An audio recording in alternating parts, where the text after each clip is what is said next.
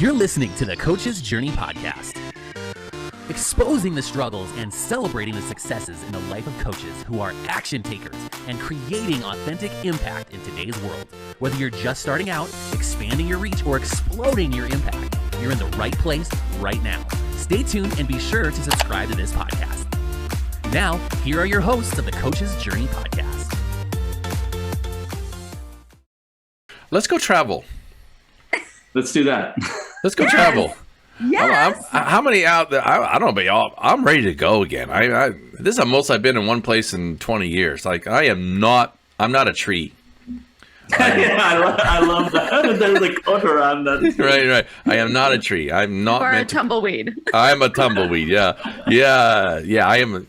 Yeah, I'm not meant to stay in one place. I'm meant to have a base. I want to have a home. I want to have a place where I can come and decompress and rest and reflect and ruminate and internalize things. But I was meant to be in the world and of the world, not just a small piece of the world. And I'm so ready to go again. I mean, traveling. I'm getting ready, Dean. Good, bring it on, baby. We're gonna find you. Yeah, well, I hope so. Just wait till the snow melts or the temperatures change and the ice leaves the rivers, kind of thing. But I'm ready to go again. And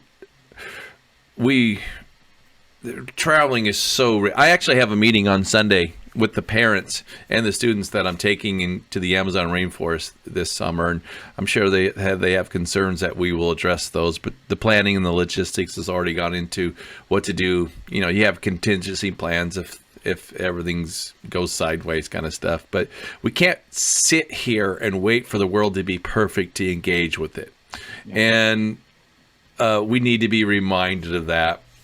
I believe from time to time. I'm most healthy when I'm engaged with the world, not just sitting in the isolated from it. Yeah. And I want to smell the rainforest again. I want to listen to the sounds. I want to do ceremonies with the indigenous people of the Amazon again. I want to see new sunrises and new sunsets and scenes I've never seen before. I'm ready to go again. And we get one window with all of this, right? We get one window. It's not like there's a take two. There's only take one. We're all on this is all the first take, right? And what are we going to do with this to make it count? And traveling is really important to me. And I combine. This is one thing I would like to add to the conversation. You know, I've been traveling for a long time, but I'm going to go back to your conversation a little bit, Sherry. I started inserting or incorporating coaching into my traveling experiences. So not only do we go, but we have structured conversations that take the experiences that we are having and make it even bring more depth to it, create a sacred relationship to that transformation by talking about it, reflecting on it, journaling it through structured conversations. Because we could go and have an amazing experience, but when you add the dynamic of coaching and intentional conversations that can take it even, then it changes people in a profound way. I took a bunch of students because I couldn't take them to the Amazon or Africa last year. We went canoeing in Nebraska. They all give me their phones, not because I'm a bad guy. I just want them to understand that they're getting caught in distractions of social media versus really connecting with one another. And I had them all in a bunkhouse, and one of the students came. These are university students, by the way. They're all guys. It's a fraternity. One of the guys came up to me afterwards and said, "God, Dean, at nighttime, you know what we're doing? Because normally at nighttime they're like, Yep. right? And I know, what are you doing?" I go, "We're talking to one another." That's revolutionary, right? Like, but for a young person who they developed those neural pathways, right, Sherry, of the technology. We're not going to undo those neural pathways. We're going to have to develop the new pathways of authentic experiences that are transformational and human human centered, not technologically centered. Oh, I'm going to pull that quote out too, right? Right, human centered, not quotes here. Yeah, not technologically centered. And that's what people are hungry for. That's what they're craving. I know I'm craving that. Like we were just talking about that. So if we're craving that and we have the awareness and the coaching skills that we've developed and the talents, what about the people who they feel something's wrong and they don't even know how to get there? And that's how we can serve people in our communities or in our worlds, by helping them reconnect to the things that are important and not getting lost in the addiction of technology. Yeah. Oh my gosh. I could go on forever about the addiction of technology. It is such a pet peeve of mine. Not that I'm perfect in not being addicted, but it is such a pet peeve of mine. So, but we will not go there. Maybe we can save technology conversation for a whole nother episode about the ways that we can use it in our favor as coaches, but also how it can actually distract us and cause some disconnection as a society. Yeah. What I would love to do is kind of shift to the last few questions of our conversation. We could probably go on for hours. We could, and we will one day. Just we today, will one day. Yeah, around the campfire. I see it. Don't you see it? I smell it. It's in my. I got it. I mean, I'd say it's. Every time I see you, it's a campfire conversation for me and mine. Yeah, well, that's a tool. That's a tool I use in my coaching. A campfire offers three things. Number one, offers a place to gather, and we want a place to gather. Number two, it offers warmth or some love, acceptance, celebration, validation of our humanity. Number three, a campfire offers what? Light. Words. Oh, sorry. No, not a sugar high. It offers light. Light through that helps cut through the darkness. And if we can illuminate a little bit of what's around us, then we know which steps to take beyond there. So I haven't even touched on this, but I'm making about 36 hours of online content that's consumable, that meets Nebraska standards for fourth graders about exploring Nebraska. And in that, I developed the strategy of the campfire chat. And as I give them so much content, and then we set it up for campfire chat. And then there's some questions to reflect and ruminate on what we just talked about to give them, young people, a chance to incorporate and integrate and contemplate what we just talked about. It's a very powerful tool. I want to be a fourth grader, if you say it like that.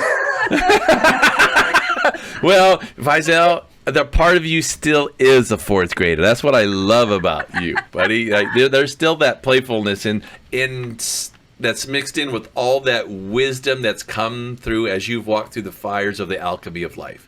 Because you have. I know life has not been always easy for you, but I love who you're becoming, and then the same for you, Dr. Sherry.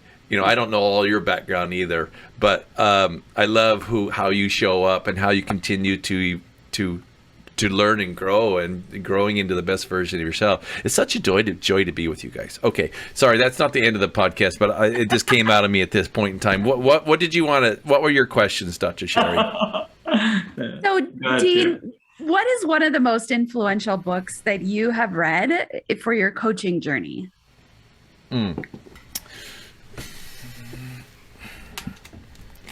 I'd say The Prosperous Coach. I'm going to guess. No? Victor. Oh, yeah. I love that book. Man's Search for Meaning. Yeah, because, I think I quoted it earlier, but the last of the great, I got it highlighted somewhere, but we get to choose. We get to choose what we're going to think. It all starts from there. All of our coaching, I believe, the foundational aspect of our coaching is when we have the awareness and the maturity.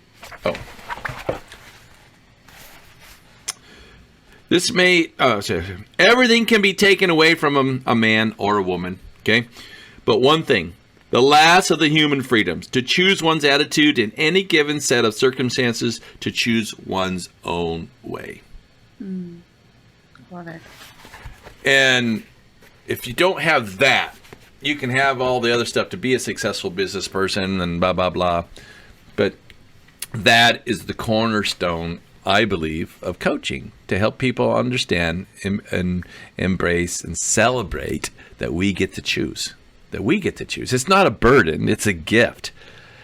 And let's honor that gift. Let's honor the struggle, all right, of that, so we can create the life we want to make and have the impact that we want to have and have the experiences that will support us to learn and grow and make a difference. Okay. Wonderful. Great book recommendation. Well, if you haven't read it, it should be on everybody's, Definitely should be, yes. Yeah, but within an arm's reach of something, and a lot of people don't even know the book, or they've heard about the book and stuff. And I'm going back and going through it again because it's so powerful. Because that was the worst case scenario of humanity, and something good still came out of it. That should give us hope. Absolutely. And hope is a very important value in my world. And I define hope as an optimism for the future and a belief that you have some say in it.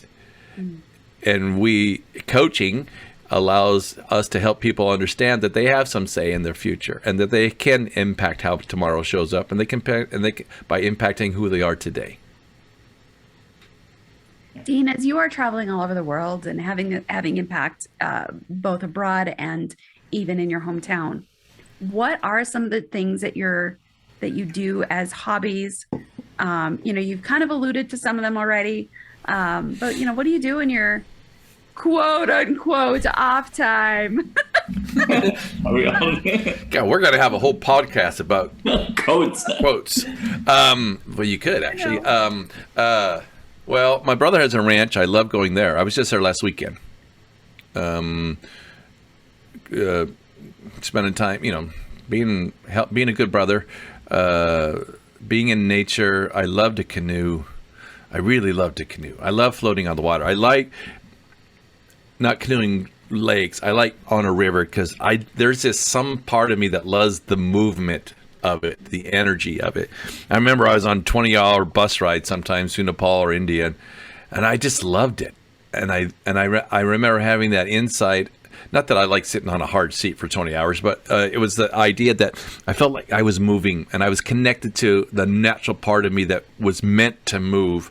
Or I think we're meant to evolve and be engaged, and we're not meant to be static. And that bus ride would always be a metaphor that would reconnect me to that. So what do I do when what's for fun? I like to go for walks. I love playing racquetball. I'm going to play racquetball tonight. Now, I always get beat up on the racquetball court. I have this big target on my back, a big bullseye kind of thing. And they always make, well, we're going to get you in shape for the next adventure. So they'll run, they'll hit it just so we'll run after the ball, kind of like, playing fetch with the dog in the dog park kind of stuff. But I love playing racquetball. I love sitting in the coffee shop, visiting with people. I love sitting on a sidewalk cafe in some foreign place and just watching life go by, reading. I love going out with my wife to places that we haven't been before, and she's new to this part of the world. So talking about what we want to do and where we want to go, what we want to create. Nature for me is really important. When I'm out of balance, whatever that going back to that, it's usually I haven't spent enough time in nature. So that's important to me to bring that back into my space for fun. And sometimes I don't. To be honest with you, Dr. Sherry, a little bit. I try to make. Well, that's what I say. Sometimes students say, "Dean Jacobs, where was your favorite place you've ever been to?" You're like, well, like asking me for my favorite child. Like there isn't a favorite place to be. But this is what I usually list off a few questions, but ultimately I tell them I try to make wherever I am my favorite place to be. So I don't wait for it to show up. I'm not waiting for the external world to be that. I bring that. So got to make sure that we're spending some time nurturing the internal garden, so that way that keeps showing up along the way. Yeah. Other fun stuff. I really like going to someplace new and different. That really, even if it's in a place in my own town that I've never been before, there's something alive and engaging in that is energizing to me. Yeah. Oh, that's wonderful. That was probably the longest answer to this particular question, but I love it. And you just kept on going. And but I love what you said, that you really try to make wherever you're at the best place. I think that is such. Guys, as you're listening to this, I think we need to go back and we need to pull out so many good one-liners or, little snippets of the conversation, because there's really a lot of very wise perspectives and sound bites, I guess you could call them, out. Well, little nuggets, right? Yeah. And they're along the way. I just love hanging out with you all. And then, it's a blessing to be with whoever's listening this, consuming this later. I hope it serves them in some way to contemplate about something, to reflect about something, that touches them in some way, that they feel a sense of optimism. You're listening to the Coach's Journey podcast.